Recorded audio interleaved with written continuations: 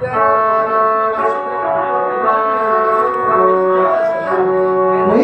นาขอสิ่งเบาใจใจนำทางผู้มาถึงสมทางก็เดินเดิน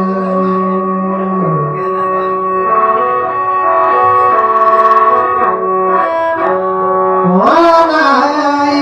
เพื่อนเก็บจีเต้าเสือเบื่อลางมาเดี๋ยวนี้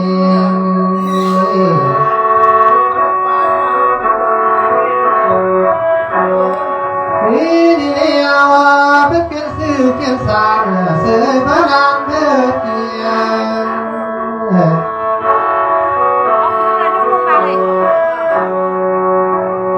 มองน้ำเอ้ยมีเจ้ามาไว้หน่วยความข้าวเสือมือสายมาเดี๋ยวนี้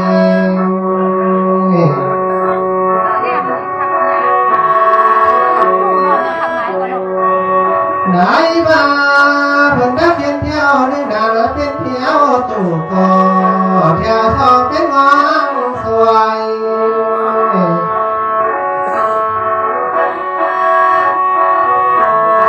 หาเรื่องมาเที่ยวมาสวยยังมามีเจ้าเท้าซื้อผู้สวงมาแต่หลวงนำทาดีเดียว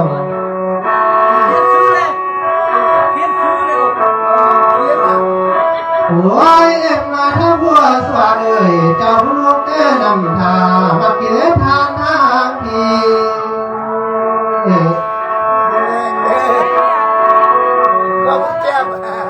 สาธุเด้อเอ็มท้าเป็นเชือกคนโคตรนานมาโคตรบ่นานนอนนอน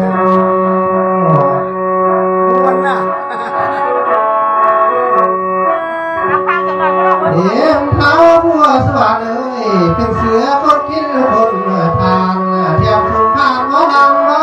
สาย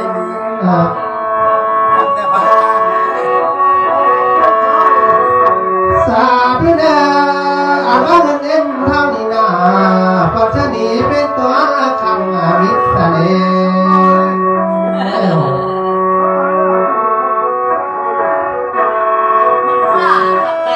เอ็มเท้าบัวสวาเลยแม่มาควันเสื้อดีขอเป็นตัวคำเดียงเดี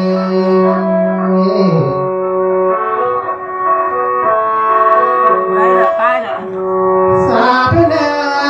อเป็นพระนาผู้ชนเลียงสาบุญเมื่อพา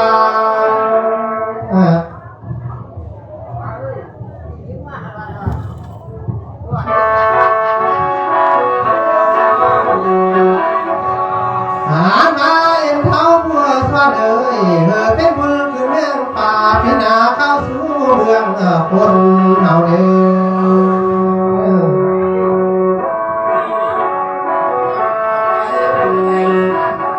ได้มาแม้ว่าฟังเงิน10 นานก็ได้เงินสาวละเม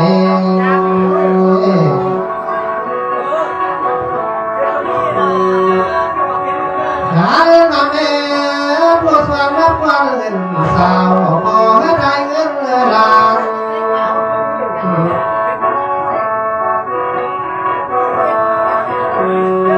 หามาแม่มากินทางสางเมื่อนาโมได้บุญลายเดิน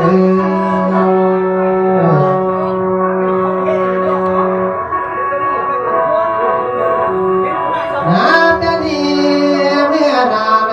เจ้าเลยขอแม่อยู่เท่าได้สักเท่ากะวันฟังทำเดิ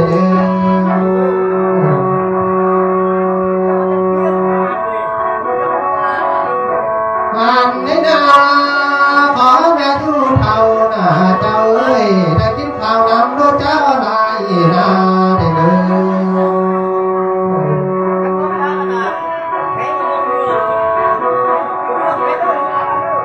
แม่เอาบัวสานเอ้ยขอแม่ทุเท่าแม่กินกุ้งกินปลาน้ำรู้ปิ้งได้น้ำก็ว่าถึงแม้ไม่ต้องรู้ประเทศเลยเริ่มแต่ก็เริ่มเล่นเลยละเจ้าขอ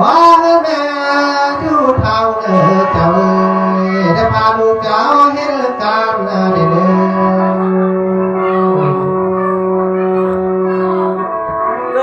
ตั้งกี่มือแม่ตั้งกี่มือ ขอแม่อยู่เท่าแม่พาลูกพาหลานเห็นเท่า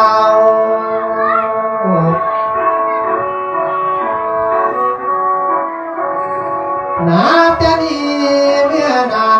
เจ้าพอเป็นดังคือไม่เล่าเรื่องไม่เดิ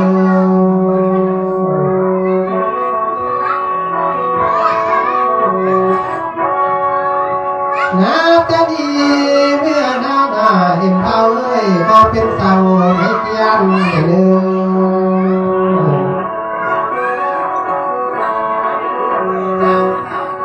ขอแม่อยู่เท่าได้พากินสาพาเสียงแม่ไว้ตุนบุญไว้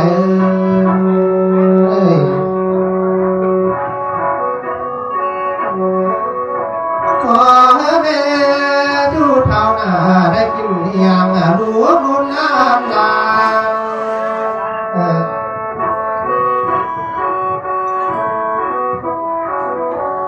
นาจะดีเมื่อนาฟ้าเจ็บจะย่าใจความหมายแม่จะมีเด้อ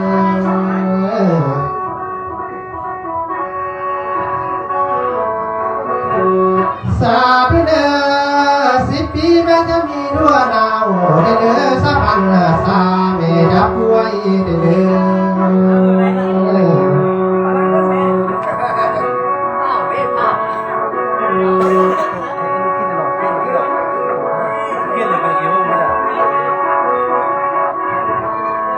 มานับจะดีเมื่อนาป้านี่เมื่อเนื้อเดี๋ยวทุกนามจะอุ้ยเป็นเรื่องเด้อ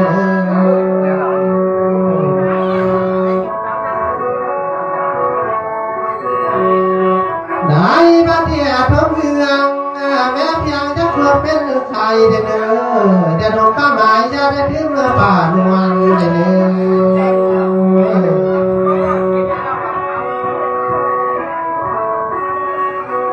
แม่ผู้กินทางสามเดียวแม่ดันสิตาผู้หลวงนำทาบังเจ้าอยู่บ่แม่เอ้ย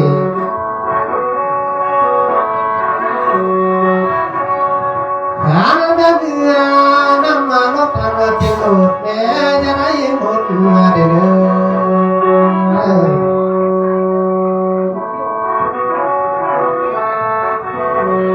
ได้มาแม่สิคืนล่วงนำทาเมื่อนำยนต์ละทิ้งยนต์อย่าได้วาง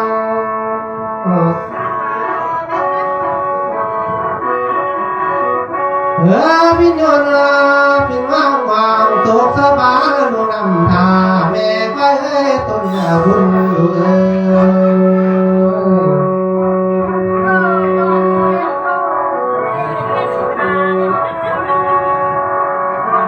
ได้มาขออายุยืนยาวมันพันปีจะเดือดลาแม่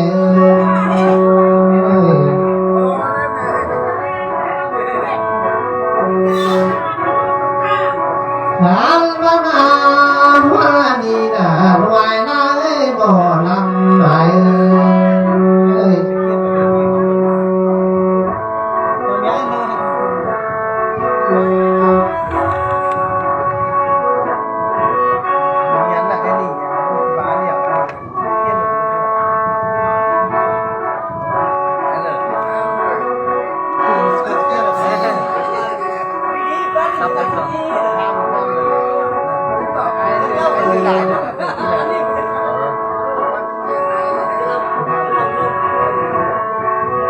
ได้มาหน่วยละกินบ่นำไหล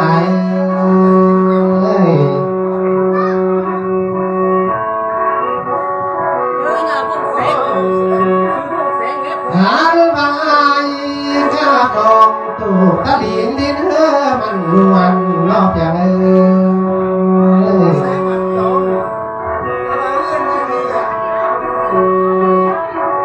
สองนาไม่มาตกหน้าขัวสิบวันไปมันเราเดิน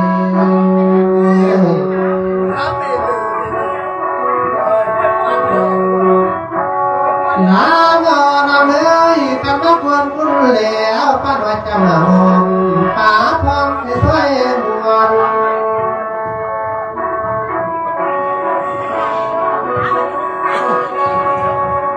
กันมาวันนี้เบาเรียตัวไว้สิมาพบของคนอื่น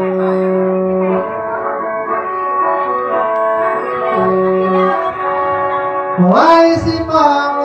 ไปได้ได้เดียวพื้นที่พี่น้องเ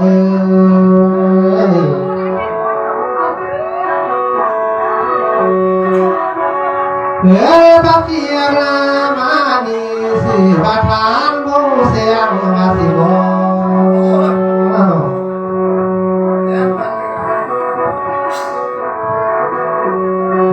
มาทานวงเสียงเจ้านักเดียปัดทิ้งคำเพียงเท่า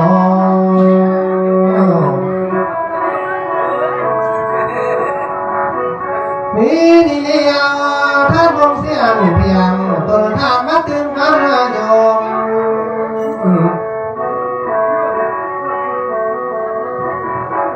สาธุเด้อข้างนอกฟองเดียวเจ้าพักทิ้งมุนนำเจ้าพักคุณว่าได้ยินสิ่งมาพยายามมาจะเดินแล้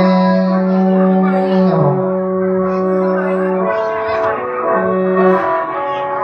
ทานวงเสียงเจ้าพักคุณได้ได้เพื่อเสียงเราเข้ามาควรจะดี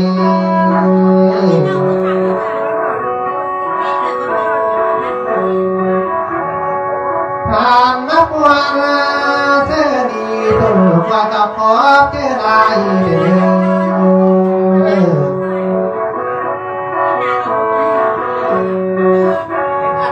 ทานมาใส่มามีสิ่งเดือสิต่อคุณทางเจ้า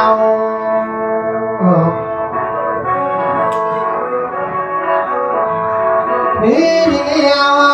พระเสียเอาคำเบาทั้งไว้มาโยก็เลย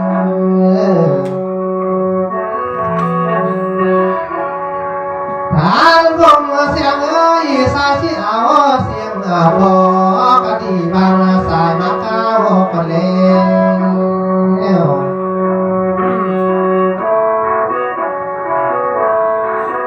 สายที่มาเข้าตา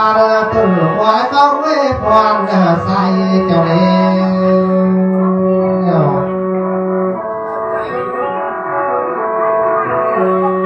นี่นาเจ้าพุทธเงินสิบดาหมื่นสาวเจ้าได้เงินเสียงเดิม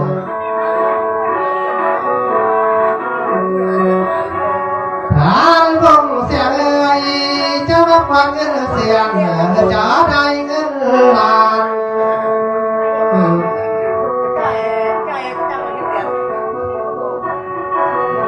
น้ำจะดีเมื่อนาเจ้าพุทธไปเดียวในน้ำหาน้ำเพื่อใครคำเดิน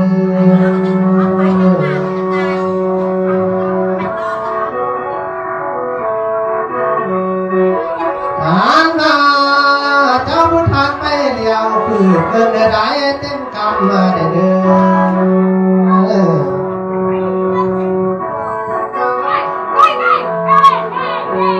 ทานวงเสียงเจ้าพุทธไปเดียวคือทางเมื่อใดเต็มโกขาดข้าเจ้าเจอบุญอะไร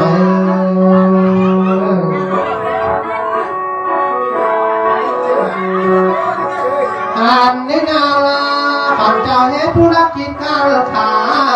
เงินที่กายนม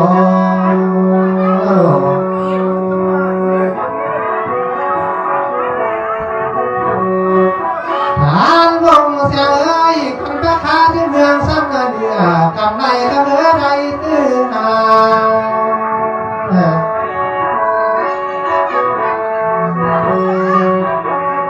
หาพระเจ้าไปค้า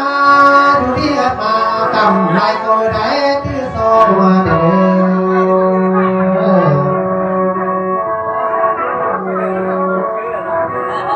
หาวงเสียงคันราคาทุกอย่างมาคงกำไรให้ได้เงินนางสาว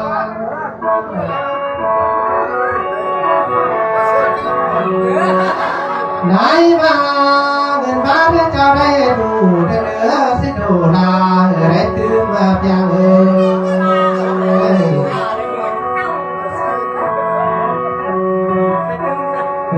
จะมี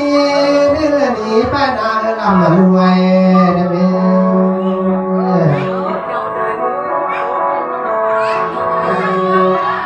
อ่านในนาทางผู้เสียงผู้ทางไปเดียวกันพระเจ้าซื้อเลยก็ได้เลขมันรวยได้เด้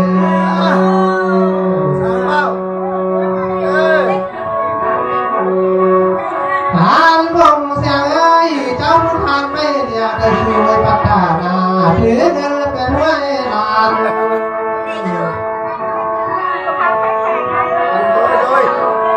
หามาเลยจะมีเงินรายล้านไปพัฒนาการเด้อธนาคารมากินดอกเบี้ยมวนน่ะ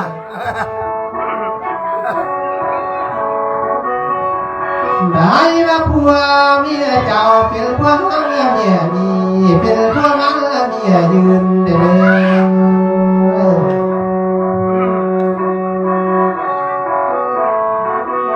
เดินหน้าขันมามีเงินคำเดียว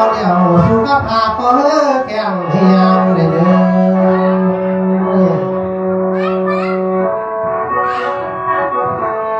ขันมาเจ้าเจ็บเกียร์ก็เลิกมันลาละเด้เจ็บข้างมันหอมมาเด้อ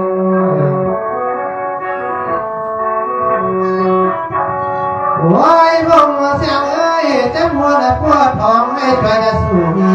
เด้อ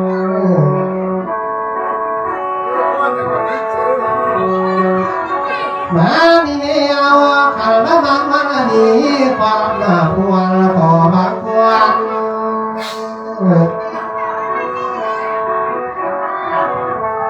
หัวตัวนาบ้านนาตื่นควายเป็นสาวสุ่มพวงพ่อแม่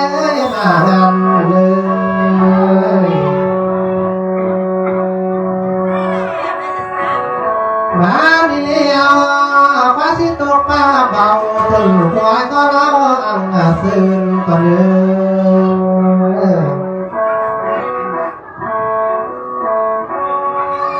ควายก็เส้นเส้นเดินสนับอาผู้นิ่งวันนาอิงเศร้าเรา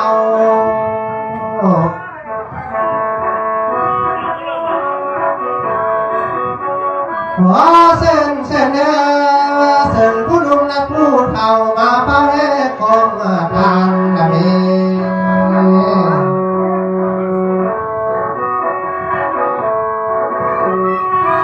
ได้มา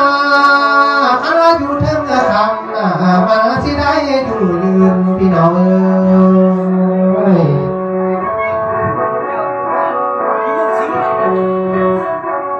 แก้วเกียร์สัทธาเอ้ยข้าอยู่เทิงคืนจะอยู่เมืองเงามัน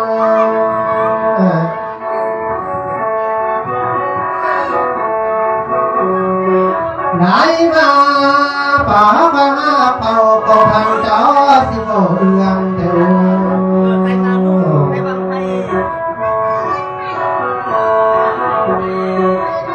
มีดีเดียวพ่อมาพ่อเงาพ่อเสียงมาถึงเมืองเพื่อบ้าน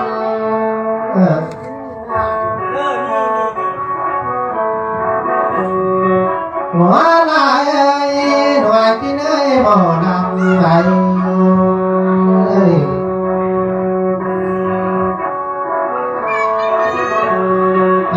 นี่นาคบหน่วยตัวได้ยังเมื่อจืดนา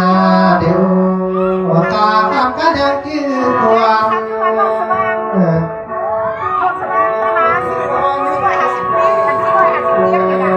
ไหลมาขันมาลูกเจ้าหน่วยตุ้มกว่ายังจืดไว้หินไหล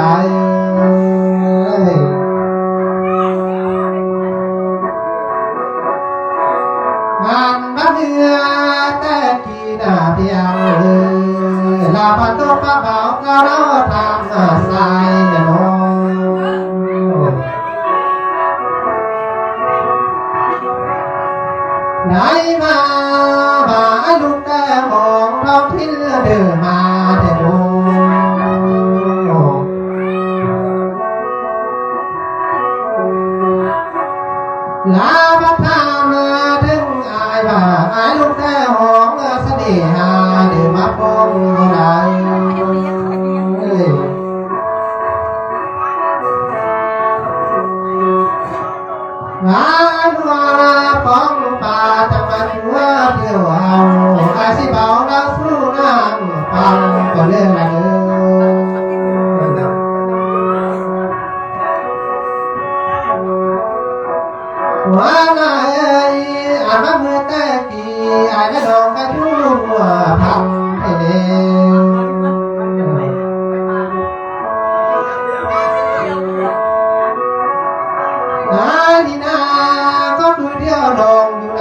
าไทยบ้านวันนี้ได้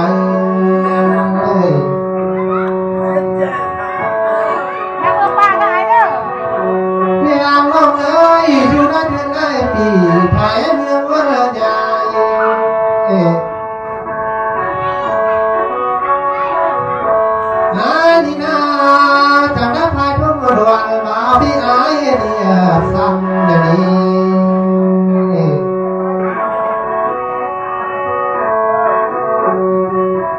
ลาวนาเมยพายที่พายทุ่งดำบาพิษานี่ป่วย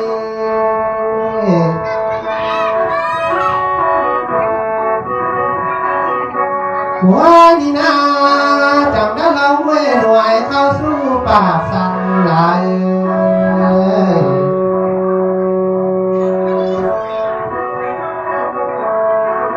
วัดเอ้ยสายจะนำมาหอมกับป่าควายบันสายอยู่เดี๋ยวนี้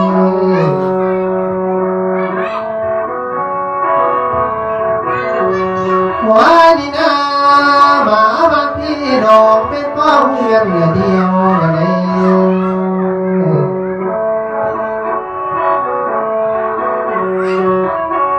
หัวว่าเอ้ยไม่เพียงสนองละเอ้ยหาพระพักมาบานยืนนำเพื่อมากินเงินนอ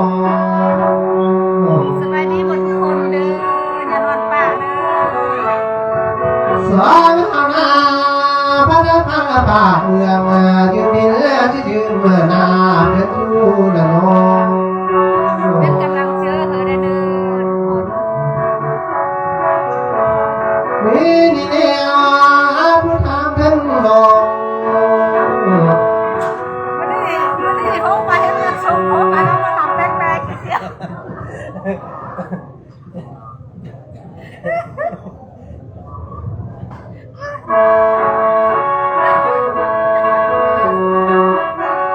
หัวลายเอ้ยด้วยลายเอ้ยเพียงลมหมายเอ้ย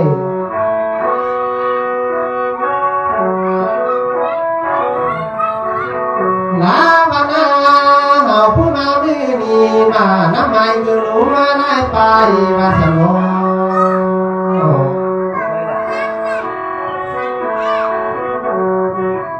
สองนาผู้มาไม่มีนามานำพาเนื้อเพียงไรคน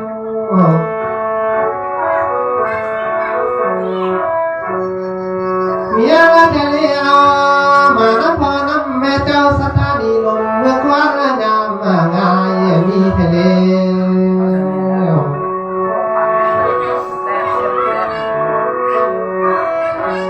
หัวลายเป็นน้ำเจ้าสัทธาโบแมวแม่เป็นตายที่ยามคือปักควันลาย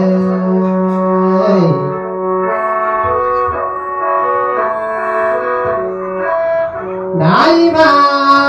พ่อแม่พระโลดสู้เมียเข้าสู้อินเหลือพมละแล้ว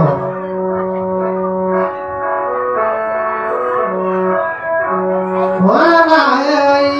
พ่อแม่เพื่อนลมเพื่อนพอได้ท่านลายมาสิบ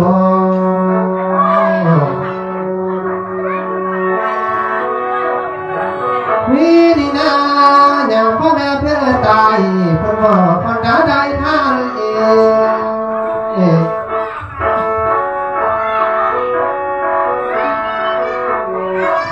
โอ้ก็มาพี่ดีสมัยพี่งามเล่ละยามนี้กันยามโต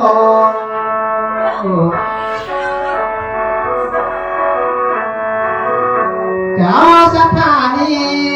พ่อพี่พ่อน้องตกเตี้ยกองมาทางละน้อง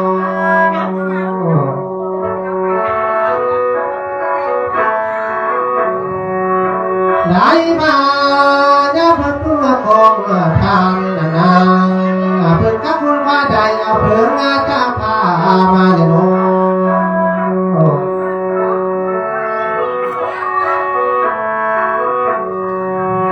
เกี่ยวเกี่ยวสัทธานีก็ควรทานว่าสีนา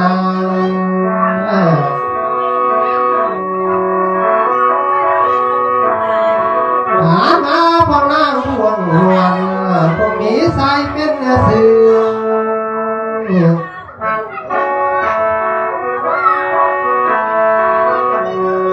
จ้าสัทธาผู้ที่ทรงสืบฐานพงใสนานา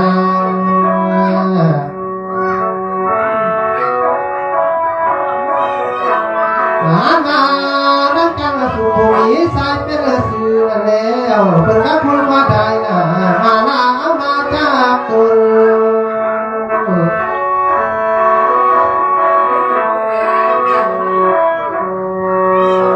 ได้มาเจ้าศรัทธาพุทธิสามบุกขอพัวพันธมิตรประสมบยังทาไฟ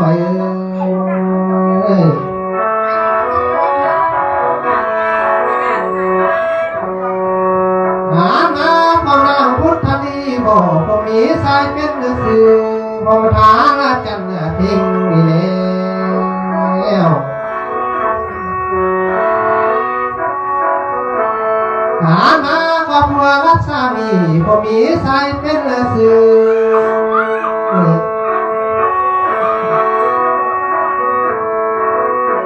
สาธา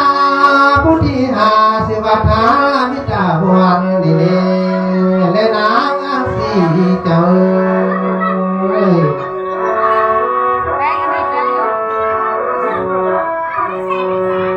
เจ้าสัทธาพุทธิหกนี้สิวัฒามันสนับโม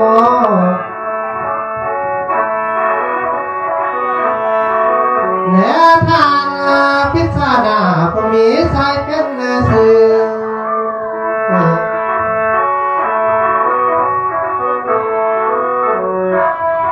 เพื่อกับคุณไม่ได้นะเจ้า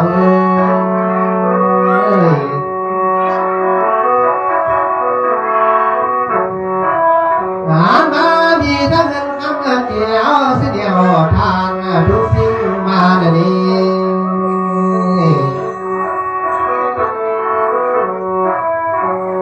มีดีเดียวมีทั้งจิวเดิมใหม่เทียนใจทุกห้องมาแล้วน้อง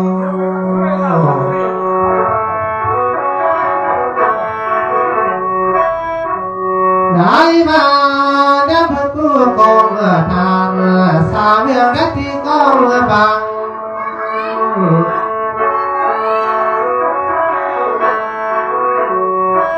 เมียเทลียพี่น้องได้ตั้งกองท่านั้น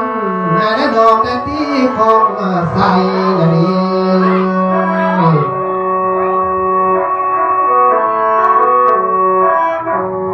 เสียงก็มองทั้งไป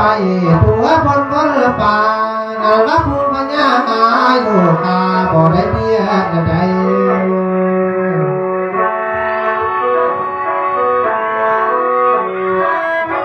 บ่ได้มาเสียเสียวพุ่นลูกกองทางหลาย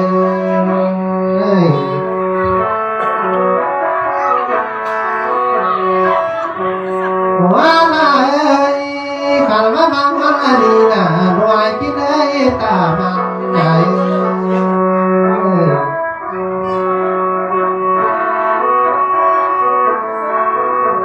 ลาบังมาเลืออายโลเพียงเลย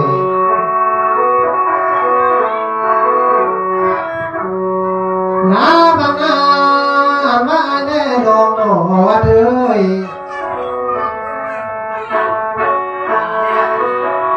มา12โมงเมื่อนาได้ดองจะเข้าสู่12วาสนา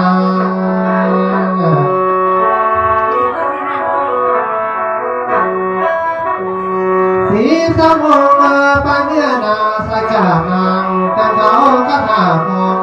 14บ่หลาย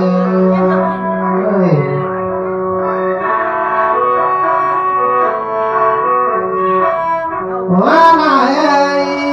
กันว่าตามเจอเพิ่งข้าวไปกับสิเที่ยตรงนี้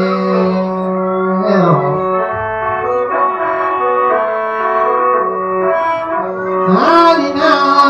กันว่าเพิ่งเพื่อเดียวทางงานที่เราไม่สีไหล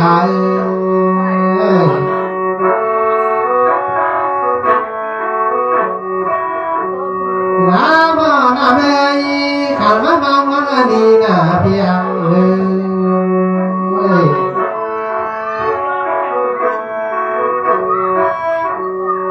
หายมาละเป็นนั่งคอเขามาต้อนนั่งหน้าชาละเม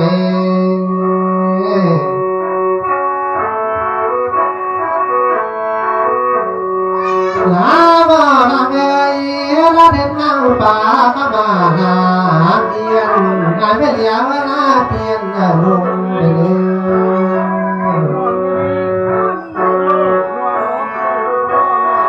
นาพักเดียวกะนุ่มเนาสุ่มผู้เฒ่ากันนี้ไปนวลละน้องเอ้ย กำลังคนเขาเพิ่งจะอ้วนมาเลยเนาะ ไปนวดเป็นนวดดีเลยไปหน้าบ้านหน้าบ้านเป็นชี